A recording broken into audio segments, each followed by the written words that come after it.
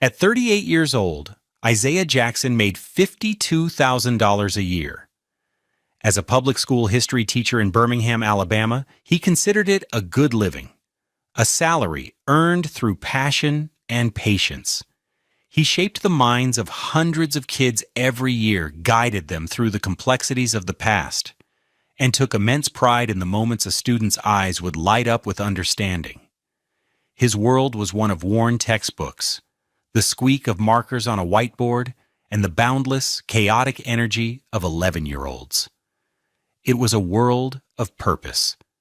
But at this moment, sitting at a gleaming $1,200 mahogany dining table in his own home, he had never felt so small. The air in the Vestavia Hills house was thick with the scent of expensive perfume and roasted lamb. It was one of his wife Nicole's dinner parties, an event designed to showcase their success, or rather, her success. Isaiah was merely a background fixture, a quiet, smiling husband in a 9-year-old $400 suit from Joss, a bank that felt increasingly tight in the shoulders. His mother-in-law, Cheryl, was holding court, dressed in a shimmering St. John knit suit that cost more than Isaiah's monthly take-home pay. She gestured with a hand heavy with rings, a 3-carat diamond on her finger, winking under the recessed lighting. She was telling a story about her recent trip to Milan, her voice carrying across the polite clinking of silverware on $80 a plate Villeroy and Bach china. "You simply cannot find that kind of craftsmanship here," she was saying, her gaze sweeping over the assembled guests, lawyers, marketing executives, and surgeons, a curated collection of Birmingham's affluent black professional class. "Nicole understands. She has an eye for quality. It's genetic." She smiled, a tight, proprietary expression, at her daughter. Nicole, radiant in a $2,400 Burberry dress, gave a little laugh and preened under the attention. Isaiah took a slow sip of his water. He felt a familiar knot tightening in his stomach.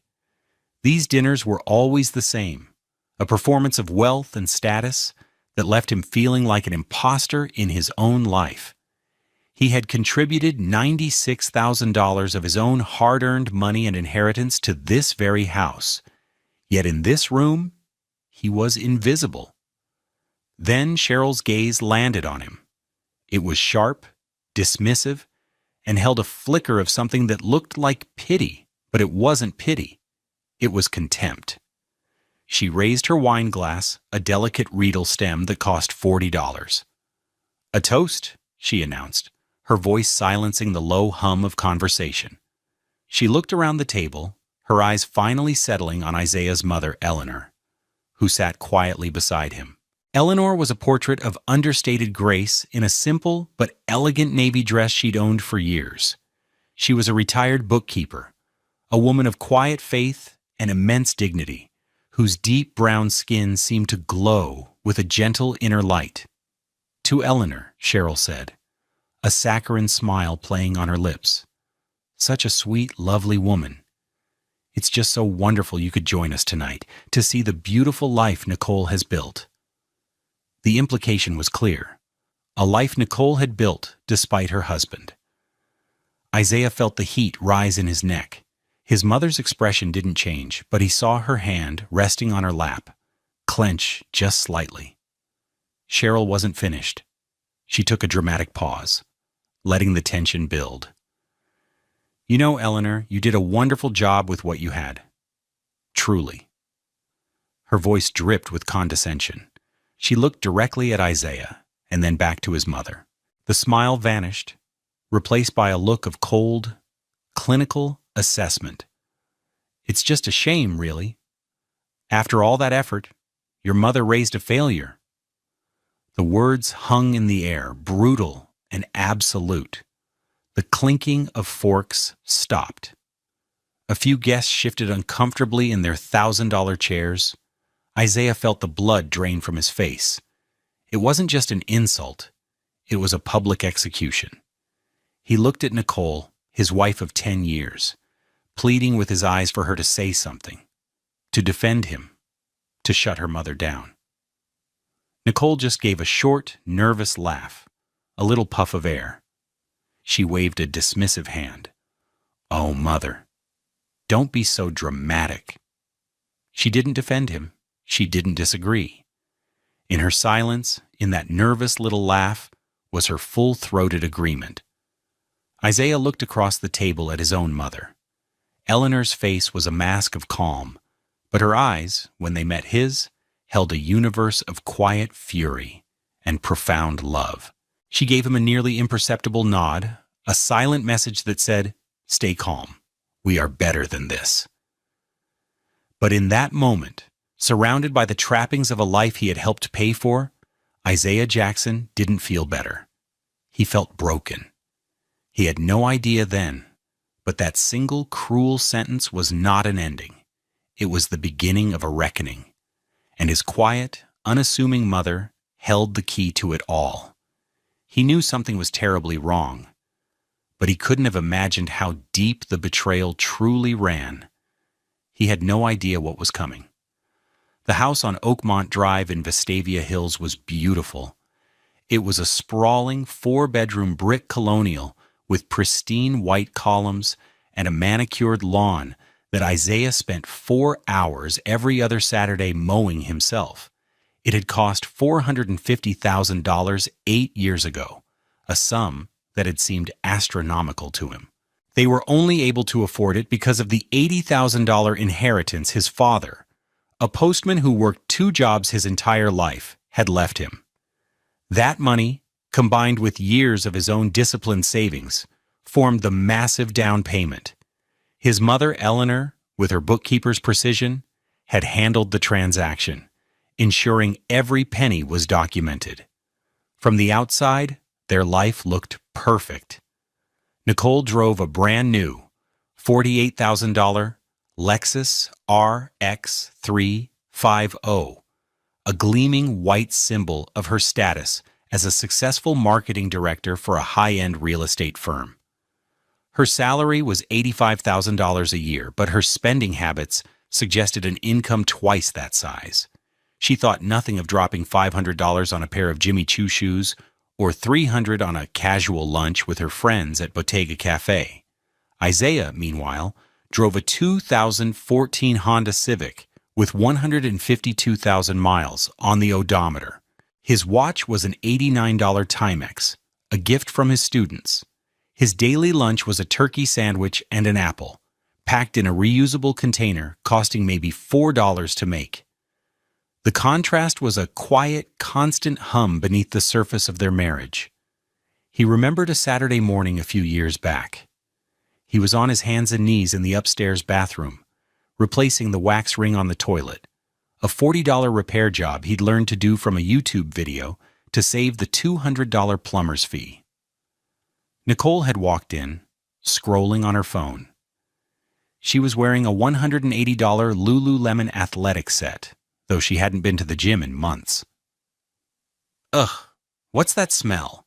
she'd asked, wrinkling her nose. "Just fixing the toilet seal," he'd said, wiping sweat from his brow. She'd sighed dramatically. "Isaiah, why are you always doing things like this? We can afford to pay someone." She didn't look at him, her attention fixed on her phone screen. "Look at this. This purse is divine." She held out the phone, showing him a picture of a $600 Tory Burch handbag. It would be perfect for the charity luncheon next month. He'd looked from the grimy wrench in his hand to the glossy image on the 5-inch screen. "Nicole, we just paid the property tax bill. It was over $5,000. Maybe we should hold off on the purse." "Hold off? Isaiah, this is an investment in my career. How I look matters. It's about projecting success." She'd lowered the phone, her expression turning cool. "You wouldn't understand. Your job doesn't require you to look like you matter." The words had stung, another small cut in a marriage slowly bleeding out. He had finished fixing the toilet in silence. The purse arrived via FedEx 2 days later, nestled in a box that probably cost more than his groceries for the week. He never mentioned it. This was their normal, his careful savings and quiet contributions being steadily consumed by her insatiable need for the appearance of wealth. Over the years, he'd poured more and more into the house. Every time he got a small cost of living raise, the extra $100 or so a month went directly to the mortgage principal.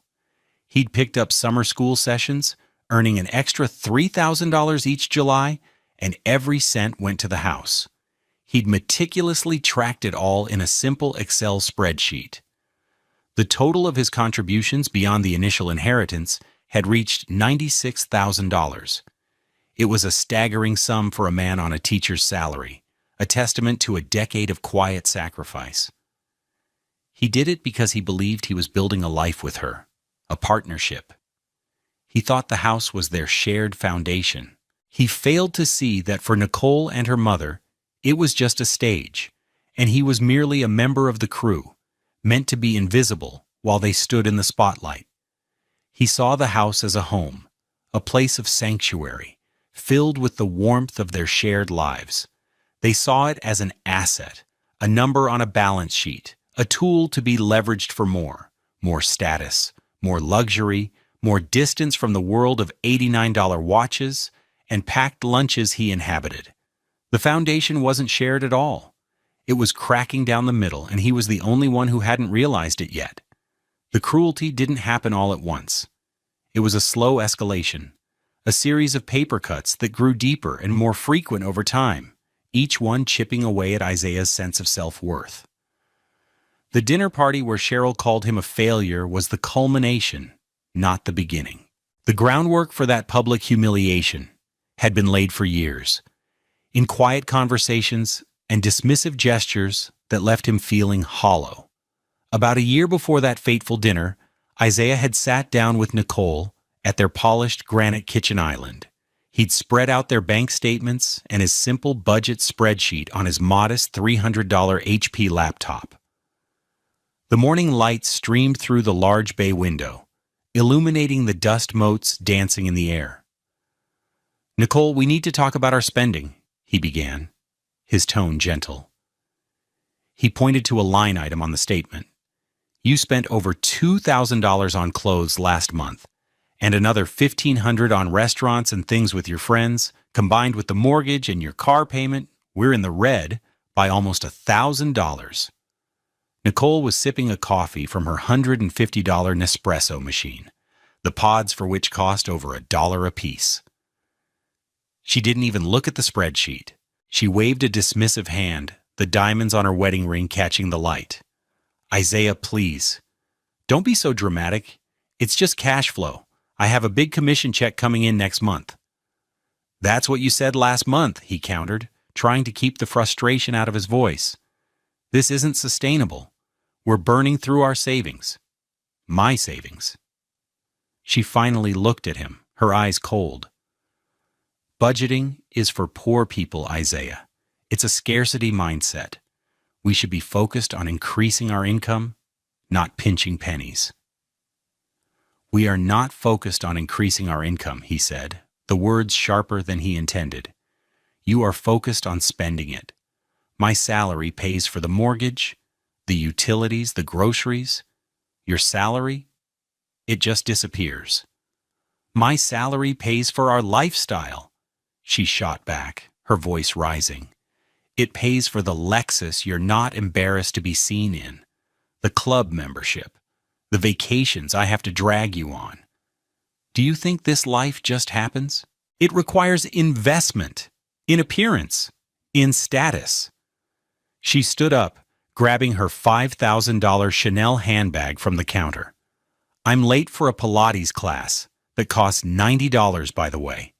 We can talk about your little spreadsheet later, or never. That would be better."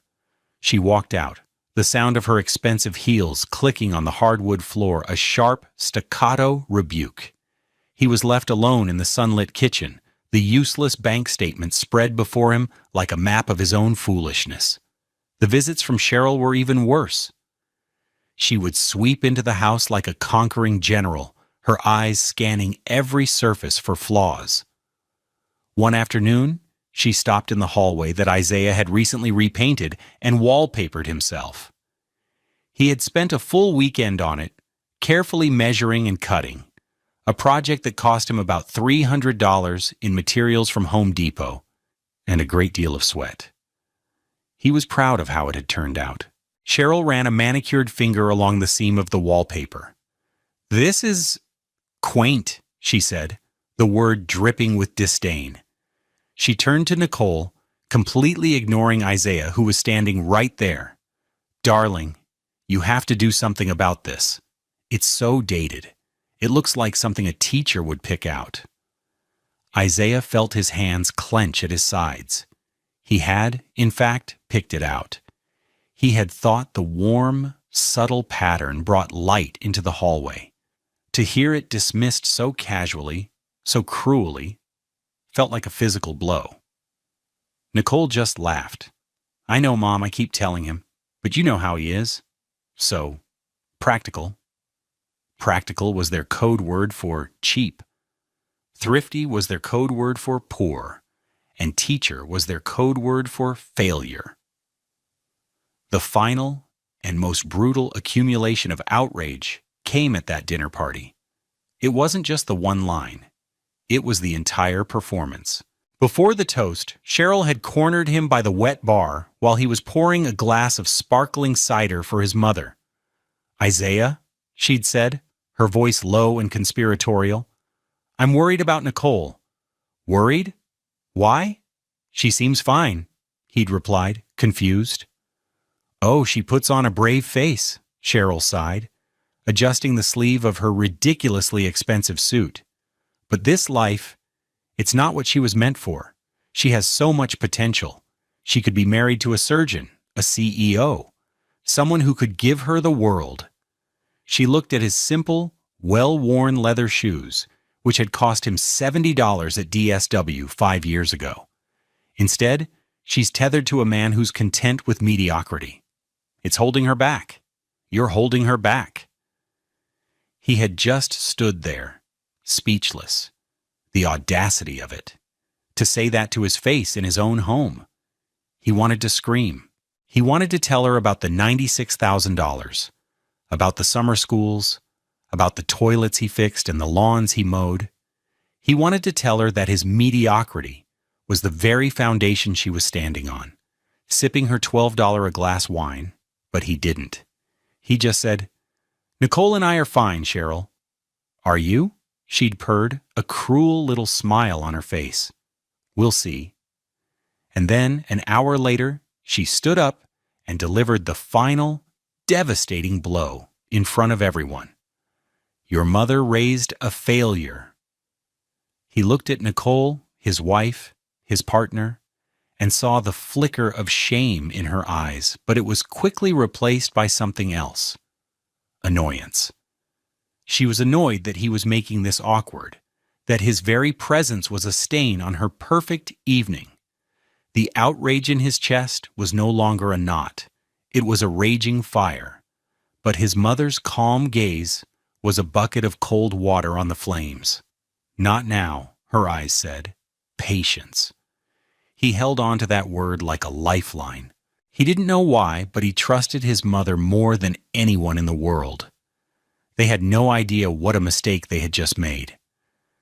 They had underestimated not just him, but the quiet, meticulous woman who had raised him. The days following the dinner party were a blur of cold silence and strained politeness. Isaiah moved through his house like a ghost, the echo of Cheryl's words and Nicole's complicit laughter replaying in his mind. The betrayal was a physical weight, pressing down on his chest, making it hard to breathe. He retreated into himself, the warmth and easy affection that had once defined his marriage, now completely gone, replaced by a chasm of resentment. He slept in the guest room, telling Nicole he had a cold and didn't want to disturb her. It was a flimsy excuse, a $100 a night lie in a house built on a $96,000 truth. It was on a Thursday afternoon, about a week after the party, that the final piece of the puzzle clicked into place. He had a half day for professional development, and he arrived home at 1:15 p.m., much earlier than usual. As he pulled his 2014 Honda Civic into the driveway, he saw Cheryl's white Mercedes-Benz, a $60,000 car, parked behind Nicole's Lexus.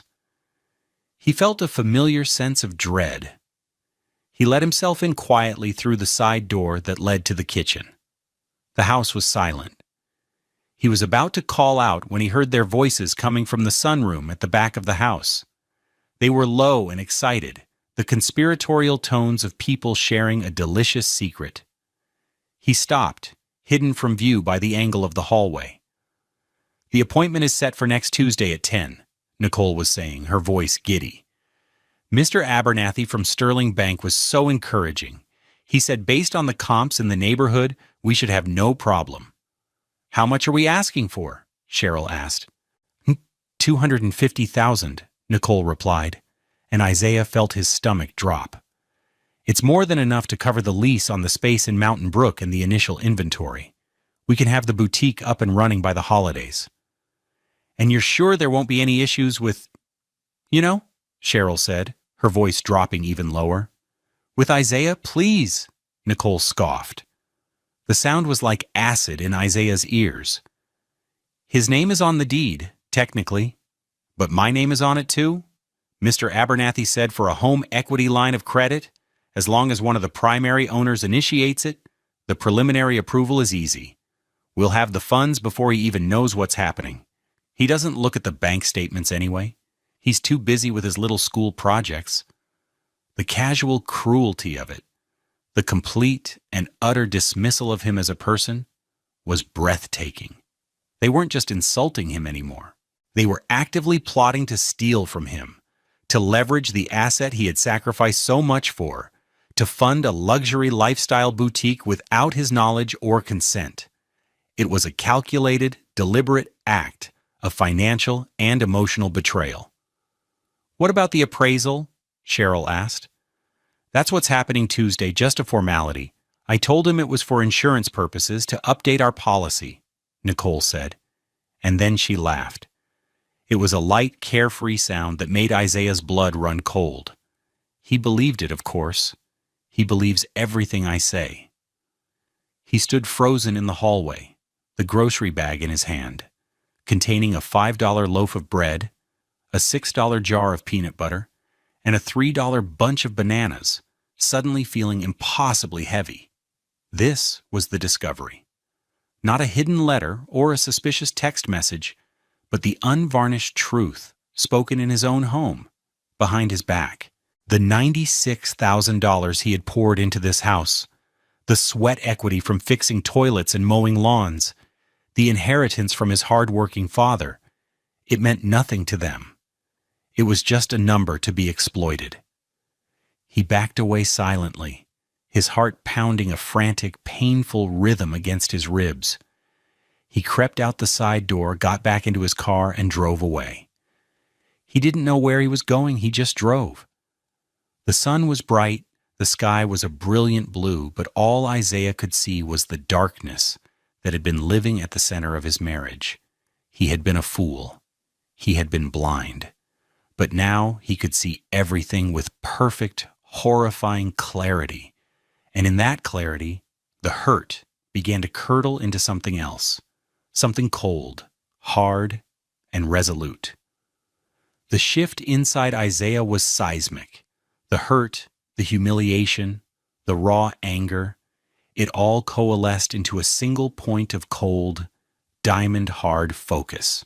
The man who had patiently explained the Louisiana Purchase to distracted sixth graders, the husband who had quietly absorbed years of casual disrespect, was gone.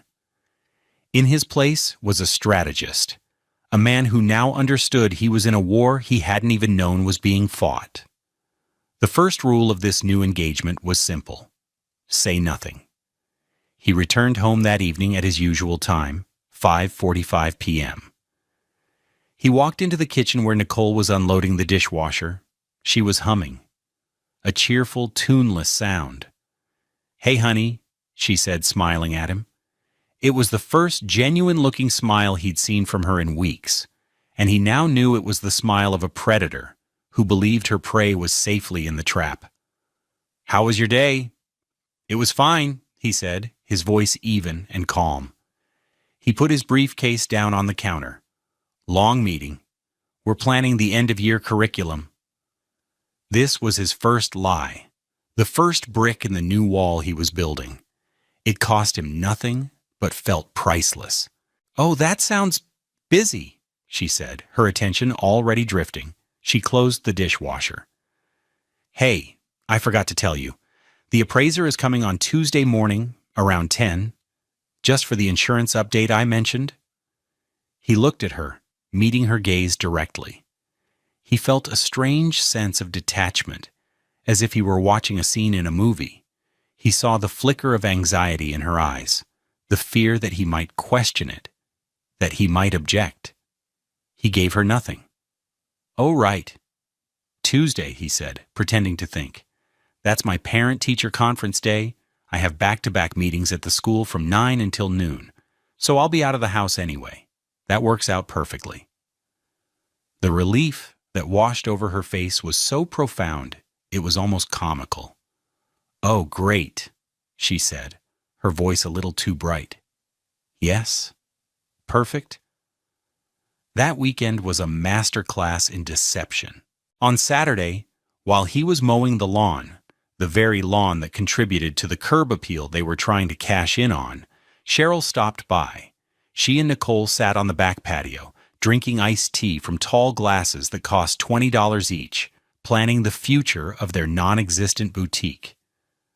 Isaiah could hear their murmurs, punctuated by Nicole's excited laughter. He kept his back to them, the roar of the $200 lawnmower a convenient shield. At one point, Nicole called out to him, "Isaiah, honey, could you get us some more ice?" He turned, gave them a placid smile, and nodded. He went inside, filled the ice bucket, and brought it out to them. He was their servant, their groundskeeper, their fool. Let them think it. Every moment they underestimated him was another advantage he gained. He was gathering evidence not with a camera or a recorder, but with his own eyes and ears, cataloging every lie, every dismissive glance. The most difficult test came on Monday evening, the night before the appraisal. He forgot his school laptop and drove home during his usual planning period, arriving around 7:30 p.m. As he walked through the door, he saw them. Nicole and Cheryl were huddled over the dining room table, which was covered in glossy brochures for commercial real estate in Mountain Brook and fabric swatches. A sleek, expensive-looking laptop, a $3,000 MacBook Pro, was open between them, displaying what looked like a business plan. They heard him come in, and there was a frantic scramble. Cheryl swept the brochures into a large, $400 Longchamp tote bag. Nicole slammed the MacBook shut. By the time he entered the room, they were sitting there, trying to look casual, their faces flushed with guilt. "Isaiah," Nicole said, her voice high-pitched. "You're home early." He didn't look at the table. He didn't look at the bag. He kept his eyes on her. "Forgot my laptop. Big presentation to the school board tomorrow I need to prep for?" Another lie. Smooth and effortless. He walked over to the small desk in the corner of the room where he kept his work things, picked up his simple HP laptop, and turned to leave. "Just grabbing this. Don't let me interrupt whatever you're doing." "We were just looking at some new furniture ideas for the sunroom," Cheryl said quickly, a little too loudly. "That's nice," Isaiah said, his voice betraying nothing. He gave them a small, empty smile. "Have a good night." He walked out of the house, got in his car, and drove to the public library. He didn't need the laptop for anything. He sat in the quiet, sterile light of the library, the faint smell of old paper and dust in the air. He felt nothing. The anger and hurt had been burned away, leaving behind a pure, cold resolve. They thought he was a fool. They thought he was weak. They thought he was a failure. They had no idea that they were the ones who had failed. They had failed to see who he truly was, and more importantly, they had failed to understand the quiet, formidable woman who had raised him. Tomorrow, the lesson would begin. The moment Isaiah closed the door of his Honda Civic, leaving the scene of his wife and mother-in-law's frantic cover-up, the facade of the passive, wounded husband dissolved. He didn't drive to the library. He drove straight to the one place in the world that had always meant safety, strength, and unwavering truth: his mother's house. Eleanor Jackson lived in a modest but immaculate brick bungalow in the Norwood neighborhood of Birmingham, a community with deep roots and quiet dignity. The lawn was neatly edged, and the flower beds flanking the porch overflowed with vibrant zinnias and marigolds, a riot of color against the deep red brick. He parked his car behind her 10-year-old Toyota Camry, a car with 187,000 miles on it that she maintained with the same meticulous care she applied to everything else in her life. He found her in the kitchen, humming a quiet gospel hymn as she wiped down her spotless counters. The room smelled of lemon polish and the faint, sweet scent of the pound cake she'd baked earlier.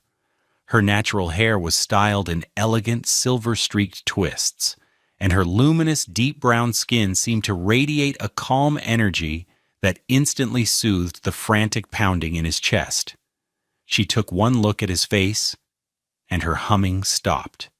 She dried her hands on a dish towel. "Isaiah, what is it?" He didn't have to pretend with her. The story came pouring out of him: the dinner party, the insults, and finally, the overheard conversation about the appraisal, the $250,000 loan, and the boutique. He told her about their lies, their casual dismissal of him, the way they planned to plunder the home his father's legacy had helped build. Eleanor listened without interruption. Her expression remained calm, but as he spoke, her eyes hardened from soft pools of maternal love into chips of polished obsidian. She was not a woman given to histrionics. Her anger was a cold, quiet fire, far more dangerous than the explosive theatrics of a woman like Cheryl. When he finished, the only sound in the kitchen was the ticking of the old grandfather clock in the hall.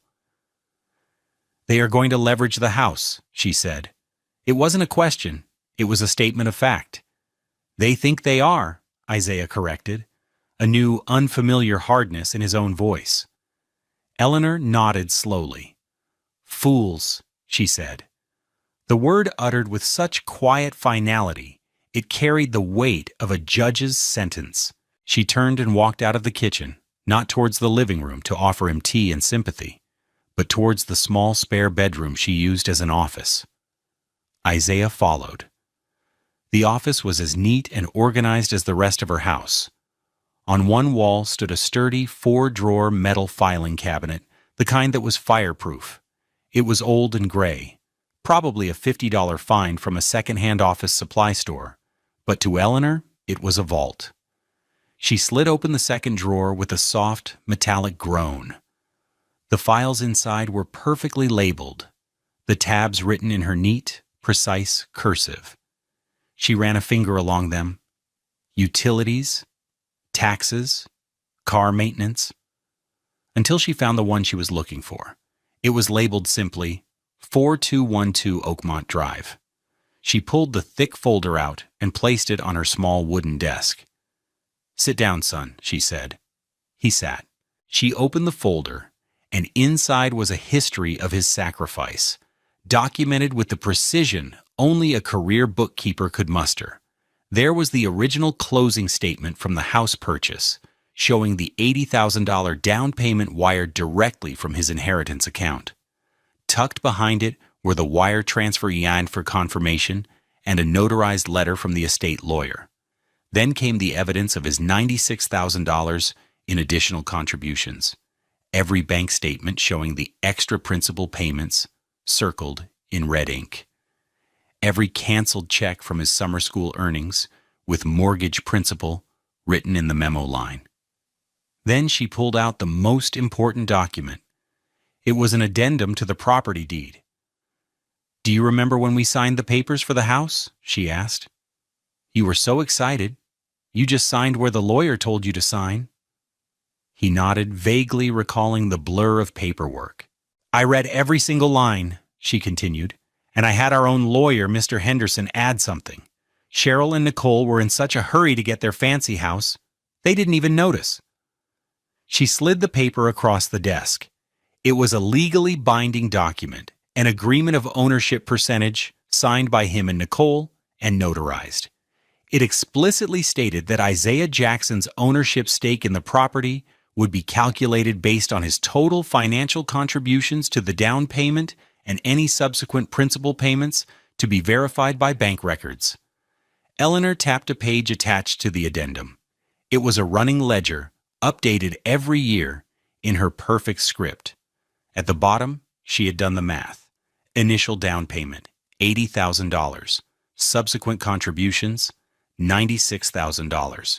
Total contribution from Isaiah Jackson, $176,000. The original mortgage was $370,000. His contribution represented 47.5% of the initial loan value. As they paid it down and the equity grew, his share became even more significant. She had done a more recent calculation. Based on what you've paid and what the bank has paid down, and the initial purchase price, she said, her voice steady as a rock, your stake in that $450,000 property is 62%. You are the majority owner, Isaiah. It's legally, financially, and morally yours. Isaiah stared at the papers, his heart swelling with a fierce, protective love for this incredible woman. She had seen this coming. Maybe not this exact scenario, but she had seen the character of the women he had married into, and she had quietly, diligently built him a fortress of facts. The appraisal is tomorrow at 10, he said. Then we have an appointment tomorrow at 10, she replied. She picked up her phone. I'm calling Michael Davies. Henderson retired, but Davies is his protege. He's sharper than a serpent's tooth and twice as slick. He'll know exactly what to do. She dialed the number. The consultation with the lawyer would cost $750, a fee Isaiah was now more than happy to pay. It was an investment in justice. Tuesday morning arrived, crisp and clear. The sky over Birmingham was a vast, cloudless blue, the kind of beautiful day that felt like a mockery of the storm that was about to break. At 9:45 a.m., Isaiah pulled his Honda Civic into a parking spot on 20th Street North in front of a sleek, modern office building made of glass and steel. The headquarters of Sterling Bank. He looked at his $89 Timex watch. They were early. He looked over at the passenger seat. His mother, Eleanor, sat with perfect posture, her hands resting on the modest $150 leather purse in her lap. She was wearing a simple but impeccably tailored gray dress, her silver-streaked twists framing a face that was a mask of serene composure. She looked like she was on her way to a church service, not to a financial showdown. "Are you ready?" he asked, his own heart hammering against his ribs. She turned to him, her eyes soft but resolute. "The truth doesn't need to be ready, Isaiah. It just needs to be told." She gave him a small, reassuring smile. Let them have their moment. Pride comes before the fall. They got out of the car and walked into the building. The lobby was a cathedral of corporate power, with soaring ceilings and polished marble floors that echoed their footsteps. They took the elevator to the 12th floor, to the commercial lending department. The receptionist led them to a large conference room with a panoramic view of the city. A long, polished mahogany table dominated the space, surrounded by plush leather chairs. They sat down and waited. A few minutes later, Mr. Davies, their lawyer, arrived. He was a tall, sharp-featured black man in a perfectly tailored $3,000 Brioni suit, exuding an aura of calm, lethal competence. He shook Isaiah's hand firmly and gave Eleanor a respectful nod. "Mrs. Jackson, Isaiah, everything is in order." He sat beside them, opening a slim leather briefcase and placing a single, slender file on the table. At precisely 10:02 a.m., The door swung open, and in swept Cheryl and Nicole. They were a vision of expensive confidence. Nicole was wearing a cream-colored silk dress that probably cost $2,000, her hair perfectly coiffed. Cheryl was in a severe but undeniably powerful $8,700 Armani power suit, a stark black that made her look like a corporate raider. They were trailed by Mr. Abernathy, the loan officer, a nervous-looking man in a rumpled suit. Nicole's smile faltered for a second when she saw Isaiah and his mother. "Isaiah, what are you doing here? I thought you had conferences." "They were rescheduled," Isaiah said, his voice flat and even. He offered no other explanation. Cheryl recovered more quickly. She sniffed, a look of patronizing amusement on her face. "Well, isn't this a surprise? Did you come to watch how real business is done, Isaiah? Perhaps you'll learn something." She didn't even acknowledge Eleanor, beyond a cursory, dismissive glance. They all took their seats, the tension in the room thick enough to taste. Mr. Abernathy cleared his throat and began, shuffling through a stack of papers. "Well, good morning. We're here to finalize the home equity line of credit application for Ms. Nicole Jackson for the property at 4212 Oakmont Drive. I have the appraisal report right here." He slid a bound document across the table.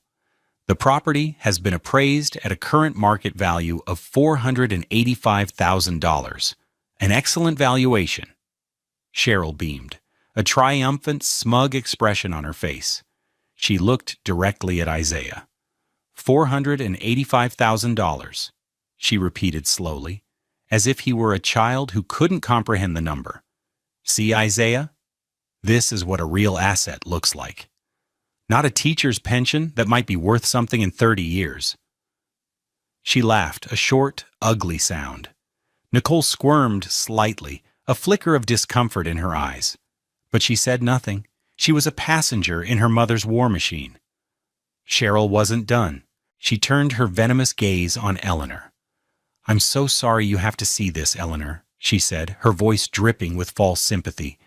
"It must be so awkward for you. To sit here and see what your son could have been a part of, if he'd only had a shred of ambition." She leaned forward, her voice dropping to a conspiratorial whisper that carried across the silent room. "But then again," she said, delivering the callback line with relish, "you raised a failure." Isaiah felt a surge of white-hot fury. He wanted to leap across the table, but then he felt his mother's hand gently touch his arm under the table. A silent command. "Wait." Eleanor Jackson did not flinch.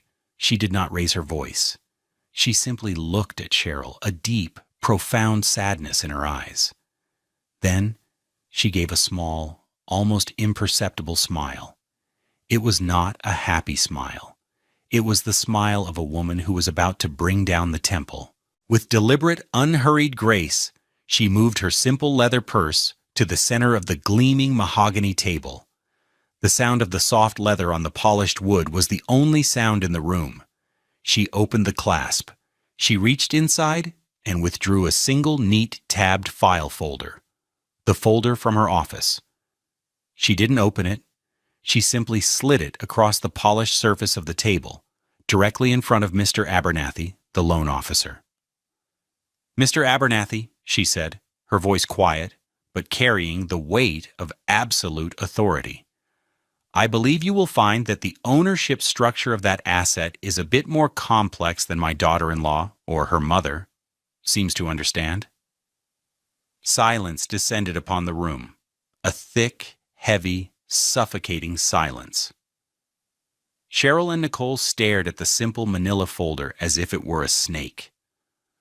"What is this?" Nicole finally stammered, looking from the folder to Isaiah's impassive face. "What are you doing, mister?"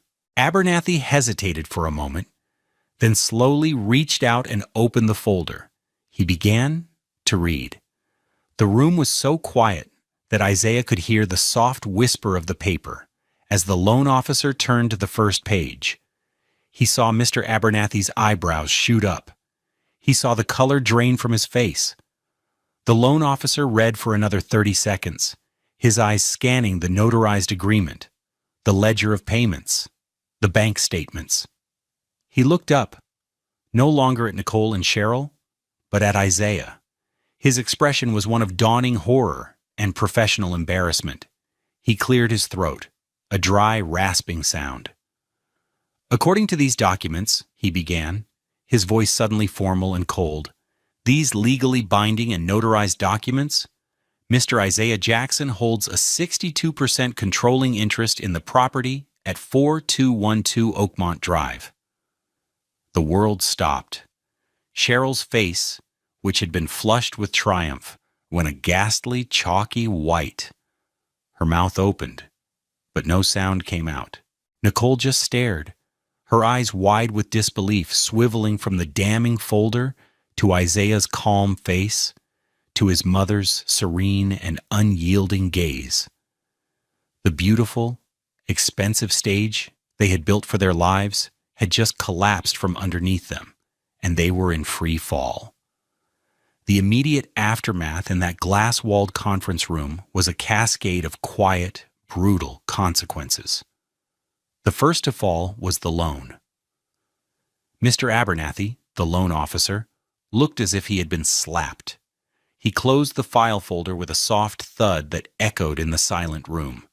He pushed it away from himself as if it were contaminated. He directed his next words not to Nicole, his client, but to Isaiah's lawyer, Mr. Davies. "This application was made under false pretenses," Mr. Abernathy said, his voice stiff with professional outrage. "The applicant, Ms. Nicole Jackson, does not hold a majority stake and therefore cannot unilaterally leverage the property as collateral." He then turned his cold gaze on Nicole. "Without the explicit written consent of the majority stakeholder, Mr. Isaiah Jackson, we cannot and will not approve this home equity line of credit for $250,000. The application is hereby denied. This meeting is over." The words were like stones, each one landing with a heavy, final thud. The dream of the Mountain Brook boutique, the expensive inventory, the grand opening party, it all evaporated in an instant. Cheryl let out a small, strangled gasp, her carefully constructed composure shattering like cheap glass. The second consequence was the humiliation. The professional mask of the loan officer had dropped, replaced by a look of utter contempt for Cheryl and Nicole. He saw them for what they were, amateurs, fraudsters who had wasted his time and tried to commit a crime in his office. He stood up, gathered his papers, and left the room without another word, not even a backward glance. The appraiser, who had been sitting silently in the corner, followed him out, his face a study in neutral discretion that was somehow more damning than open scorn. Cheryl and Nicole were left alone at the massive table with Isaiah, his mother, and his lawyer, stripped of their audience and their power. The third and most profound consequence was the end of the marriage. As Mr. Davies packed his leather briefcase, Nicole finally found her voice.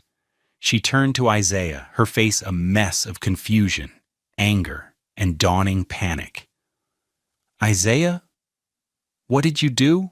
she whispered, as if he were the one who had committed the betrayal. Isaiah looked at her, truly looked at her. For the first time in days, he didn't see the woman he had married. He saw a stranger, a person whose values were so alien to his own that he couldn't imagine how they had ever shared a life. "I did nothing, Nicole," he said, his voice quiet but firm. "I just sat back and let you show me exactly who you are. And you did. My mother and I just brought the receipts." He stood up. "Wait," she cried, scrambling to her feet. She grabbed his arm. "We can talk about this. I can explain." He gently removed her hand from his arm. "No, Nicole, you can't," he said, the finality in his voice absolute. "There's nothing to explain. You were going to steal from me, from my father's memory. There's no coming back from that." He turned and walked towards the door, His mother stood and followed him, her head held high.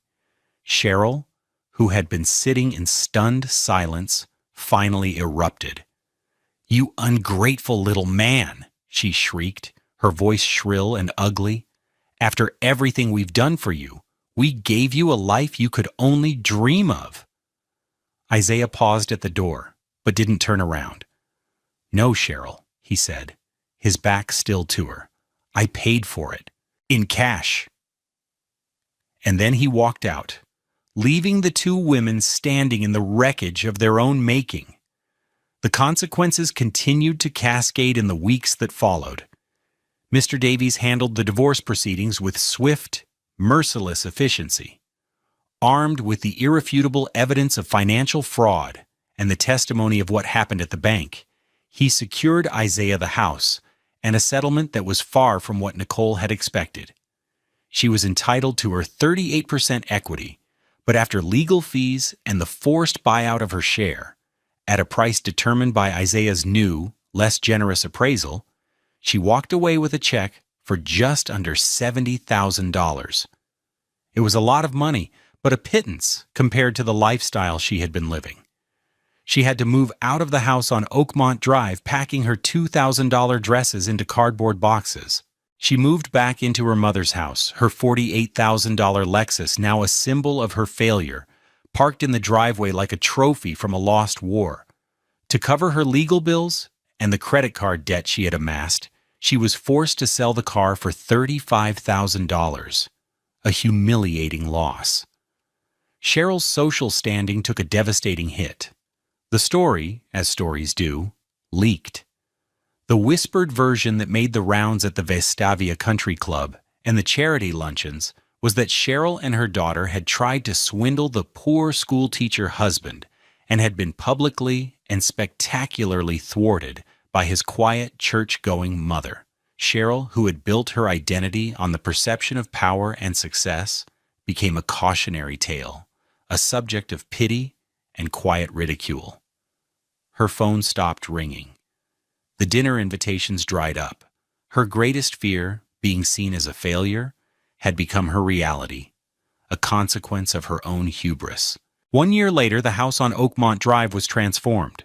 The sterile, showroom-like atmosphere that Nicole and Cheryl had cultivated was gone, replaced by a sense of lived-in warmth and community.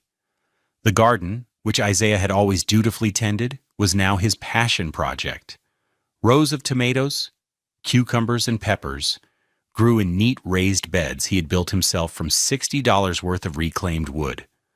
The lawn was still perfectly mowed, but now, on Saturday afternoons, the air was often filled with the sound of the laughter instead of the lonely roar of an engine. Isaiah still lived in the house, but he was no longer alone. He had decided against selling the property, which was now valued at over $500,000. The thought of letting go of his father's legacy, the very thing he had fought to protect, felt wrong.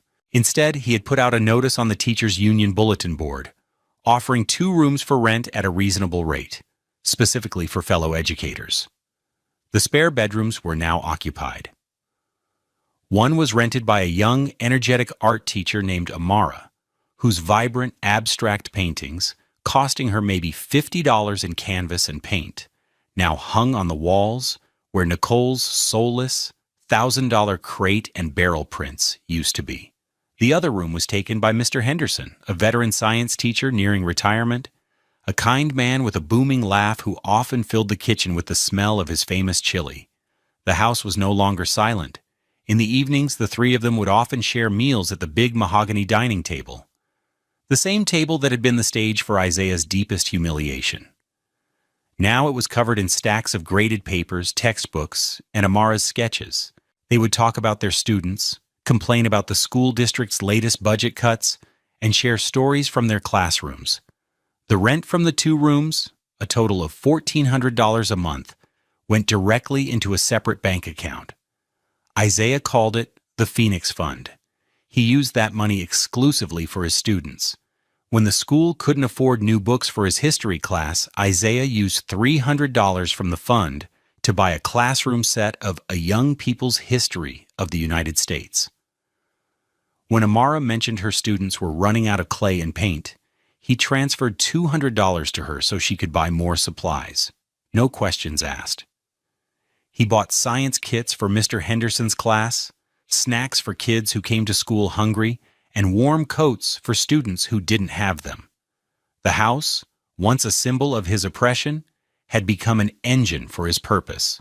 The money that had been a source of such profound pain was now being transmuted into small acts of joy and opportunity for children who had nothing. One afternoon, a fifth-grade student named Keisha shyly approached his desk after class. She handed him a folded piece of 10-cent construction paper.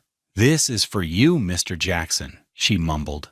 Her hair, done in beautiful braids with colorful beads that clicked when she moved, partially hiding her face. He unfolded it. It was a drawing made with crayons. It depicted a tall figure with short, coiled hair, unmistakably him, standing in front of their school building. The figure was smiling, and above his head, a giant yellow sun with a smiley face of its own beamed down. Keisha had used a brown crayon to color in his skin, a small but powerful act of recognition. At the bottom, in careful, wobbly letters, she had written, "To Mr. Jackson, the best teacher in the world." Tears pricked at Isaiah's eyes. He looked at the simple drawing, at the earnest, heartfelt sentiment. He thought of Cheryl's expensive art, her pronouncements on quality and value. None of it held a candle to the priceless worth of this single piece of paper. He bought a simple $20 frame and hung the drawing in the entryway of his house, right where visitors would see it first. He often thought about Cheryl's words, "Your mother raised a failure." He realized now that by her metrics, she was absolutely right. He had failed to value money over people. He had failed to prioritize status over service. He had failed to see his home as an asset to be leveraged instead of a sanctuary to be shared. By her standards, he was a colossal failure, and he had never been more proud of it. His success wasn't measured in appraised values or luxury brands. It was measured in the quiet growth of a child's confidence, in the shared laughter around his dinner table, in the profound peace he felt in his own home. A peace built not on what he owned, but on what he gave away. True wealth, he now understood, had nothing to do with the numbers on a bank statement. It was the richness of a life lived with purpose, integrity, and love. That was the lesson his mother had taught him, not with words, but with a lifetime of quiet, dignified action. It was a lesson he would carry with him and pass on for the rest of his life. Have you ever been underestimated, only to find a quiet strength you never knew you had? We believe that true value isn't in what you own, but in who you are. If Isaiah's story resonates with you, let us know in the comments below, and please consider subscribing to Love Beyond Pride for more stories about overcoming betrayal and finding true worth. Now back to Isaiah's journey. There was one final quiet encounter that was yet to come, a postscript to the storm that would test the foundations of his newfound peace. About 6 months after the divorce was finalized, Isaiah received a text message from an unknown number. "Isaiah, it's Nicole. Can we please talk? Just for 5 minutes, I'll come to you." He hesitated, his thumb hovering over the delete button. A part of him wanted nothing to do with her, to keep the door to that chapter of his life firmly closed and locked. But another part, the part that his mother had nurtured, the part that valued grace over grievance, felt a small tug of, not pity, but something adjacent to it. He typed back a simple reply. "Fine. Tomorrow. 4 p.m. on the porch." The next day, she appeared at the bottom of his driveway, walking, not driving. She was on foot, having taken a $15 Uber from the apartment she now rented. She looked smaller, diminished. The expensive clothes were gone, replaced by simple jeans and a sweater from the Gap that probably cost $40. Her hair wasn't perfectly coiffed. The arrogant confidence was gone, replaced by a deep, weary sadness in her eyes. He was waiting on the porch swing, a glass of iced tea in his hand. He didn't get up. "Thank you for seeing me," she said, her voice barely a whisper. She stood awkwardly on the walkway, not daring to step onto the porch of the house that was once hers. "What do you want, Nicole?" he asked, his voice not unkind, but not warm either. It was neutral. Tears welled in her eyes. "I wanted to apologize," she said, the words tumbling out in a rush. "What I did, what my mother and I did, it was unforgivable. I know that. I was so caught up in everything, in her world, in what I thought was important." She looked at the house, at the thriving garden. "I was a fool. I had everything right here, and I threw it away because I was chasing things that don't matter." He listened, saying nothing, letting her speak. "My mother, she doesn't speak to me anymore," Nicole continued, a tear tracing a path down her cheek. "She blames me for the public humiliation. She said I was weak, that I should have controlled you better." A bitter, humorless laugh escaped her lips. "She still doesn't get it. She never will." Isaiah took a slow sip of his tea. He thought about forgiveness. He realized it wasn't something you gave to someone else to make them feel better. It was something you did for yourself, to release yourself from the poison of resentment. "I hear your apology, Nicole," he said finally, "and for my own peace, I accept it." A wave of relief washed over her face. "Oh, Isaiah, thank you." "But," he continued, holding up a hand to stop her, "that doesn't change anything. Acceptance isn't reconciliation. We are two different people who want two different things out of life. What you did showed me that. I wish you no ill will. I hope you find what you're looking for. I hope you build a life that makes you happy, a real one this time." She nodded, the tears flowing freely now. She understood. This was not a new beginning. It was a final, definitive end, delivered with grace, but with the unyielding finality of a closed door. "Thank you," she whispered again, though this time it sounded different. It sounded like she was thanking him for his honesty, for the closure. She turned and walked back down the driveway to wait for another Uber to take her back to her new, smaller life. Isaiah watched her go. He felt no triumph, no schadenfreude. He just felt a quiet sense of peace. The last ghost had been laid to rest. He looked at Keisha's drawing, taped to the inside of the front window, a colorful beacon of his real life. He took another sip of his tea and leaned back in the swing. The gentle creak of the chains, a soothing rhythm in the warm afternoon air. He was home. He was whole. And he was free.